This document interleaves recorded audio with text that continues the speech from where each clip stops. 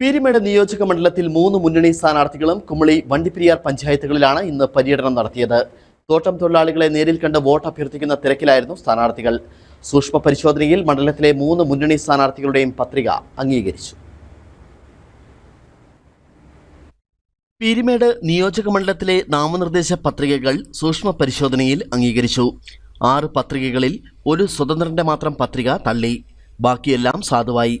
മണ്ഡലത്തിലെ LDF സ്ഥാനാർത്ഥി K. Salim Kumar ഇന്ന് വണ്ടിപ്പെരിയാർ തോട്ടം മേഖലകളിലാണ് പര്യടനം നടത്തിയത്.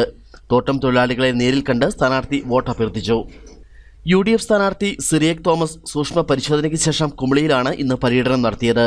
പ്രമുഖ വ്യക്തികളെയും വ്യാപാരികളെയും കണ്ട് വോട്ട് അഭ്യർത്ഥിച്ച ശേഷം കുമളിയിലെ തോട്ടം മേഖലയിൽ പര്യടനം നടത്തി. തുടർന്ന് കുമളി പഞ്ചായത്ത് കൺവെൻഷനിലും സ്ഥാനാർത്ഥി പങ്കെടുത്തു. മണ്ഡലത്തിലെ NDA സ്ഥാനാർത്ഥി രതീഷ് വരകുമല സൂക്ഷ്മ പരിശോധനയ്ക്ക് ശേഷം ചക്കുവെള്ളത്ത് ഇന്ന് പര്യടനം നടത്തി. നേതാക്കൾക്കൊപ്പമാണ് സ്ഥാനാർത്ഥി പര്യടനം നടത്തിയത്. പ്രമുഖ വ്യക്തികളെയും വ്യാപാരികളെയും കണ്ട് വോട്ട് അഭ്യർത്ഥിച്ചു. NDA സ്ഥാനാർത്ഥി നാളെ ഉപ്പുതറയിൽ പര്യടനം നടത്തും. Election desk, Peermade.